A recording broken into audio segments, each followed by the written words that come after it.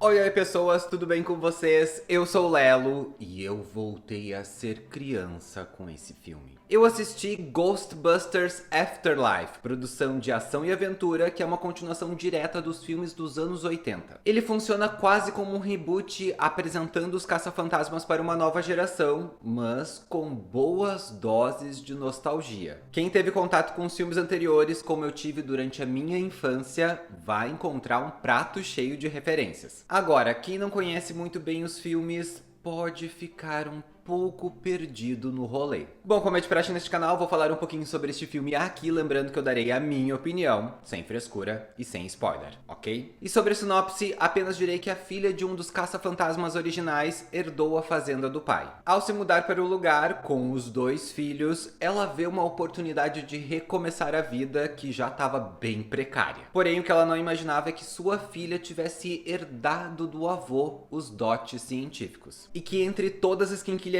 que ele deixou, a grande descoberta da garota seria que fantasmas existem e que ela é uma caçadora nata. Bom, parei por aqui, então vamos à minha opinião sobre o filme. Esse é aquele típico filme com gosto de sessão da tarde e notas de Steven Spielberg. Pessoas, fazia muito tempo que eu não assistia um filme que despertasse tanto a minha nostalgia. Eu acho que o último deles foi Super 8, do J.J. Abrams. Agora, Caça-Fantasmas Mais Além, no título em PTBR, despertou isso de uma maneira tão forte que eu voltei a me sentir como o garotinho que sentava na frente da TV para assistir filmes antigos. Eu era muito fofo. Só que teria que dizer que apesar de achar que esse é um dos maiores acertos do filme, também devo admitir que possivelmente esse é um dos maiores erros que ele comete. Sendo bem direto, se você não assistiu os filmes antigos, pode ser que a sua experiência não seja tão incrível quanto a minha e a do senhorzinho que estava sentado do meu lado na sessão de cinema, que possivelmente assistiu os filmes originais quando eles estrearam há mais de 30 anos atrás. Porque eu vou te dizer uma coisa, nós dois nos divertimos muito e até derramamos algumas lágrimas. O filme tem tantas referências às produções antigas que eu fiquei me questionando se os produtores queriam realmente atingir uma audiência mais jovem. Na sessão que eu fui, só tinham adultos e jovens que possivelmente já tiveram algum tipo de contato com a franquia. E acho que foi por causa disso que rolou aplausos no final do filme, porque todo mundo meio que entendeu os fanservices. Agora, se nós tirarmos isso, a história que se desenrola em tela é bem mais do mesmo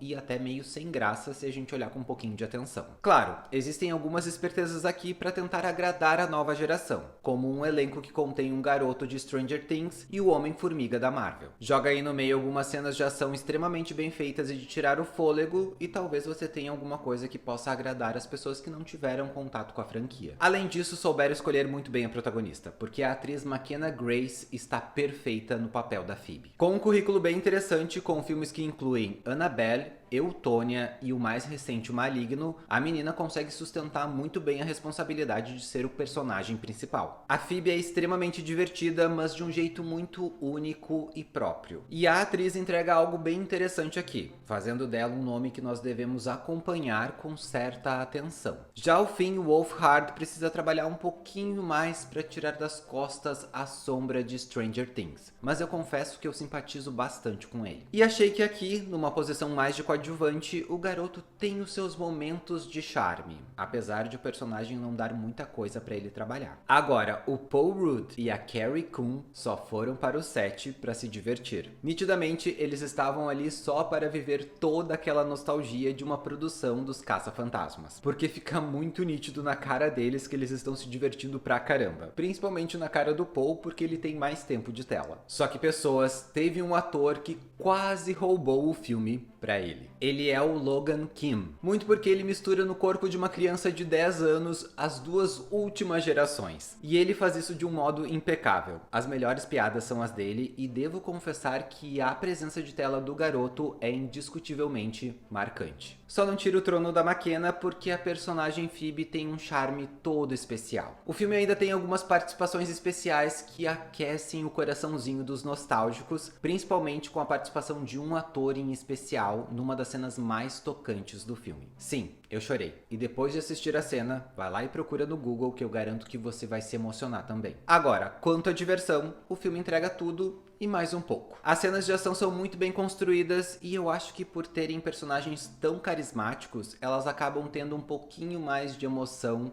porque você fica torcendo por eles. As melhores cenas, na minha opinião, são as de perseguição feitas em locações externas. Porém, os efeitos especiais e os cenários compensam nas que foram nitidamente gravadas em estúdio. E os gráficos e a fotografia são ótimos, assim como os efeitos sonoros. Só que eu tenho as minhas dúvidas de que se esses elementos serão capazes de conquistar uma nova geração e gerar um interesse para uma nova franquia. Numa época em que todos os filmes de super-herói têm uma qualidade técnica altíssima, esse não pode ser considerado o grande diferencial de Caça-Fantasmas. E como eu falei antes, a história central não é tão elaborada. Na verdade, é bem simples. O que faz esse filme tão especial é o fato de ele se conectar tão bem com as obras anteriores. E aí vem a minha única crítica a ele. Deveriam ter dosado melhor as coisas. E não me entenda mal, porque pela nota que darei, dá pra perceber que a minha experiência com o filme foi absurdamente incrível. A minha e a do senhorzinho que tava do meu lado. Porém, eu acho que pesaram a mão no fanservice e esqueceram de trazer alguns elementos novos pra franquia. Porque pra mim, um elenco novo não é o suficiente para se renovar ou criar ganchos novos. Achei que isso tinha ficado claro para os produtores no filme de 2016, que tem um elenco maravilhoso, mas é completamente sem graça. Por isso devo dizer que faltou alguma coisinha aqui, algo que acrescentasse ao universo, para esse filme não ficar parecendo apenas uma grande homenagem às produções antigas. Por esses motivos, Ghostbusters Afterlife leva 4 alienzinhos. Sabe aquele tipo de filme que o teu pai ou a tua mãe se empolga muito e que você acha divertido, mas não entende por que tanta empolgação?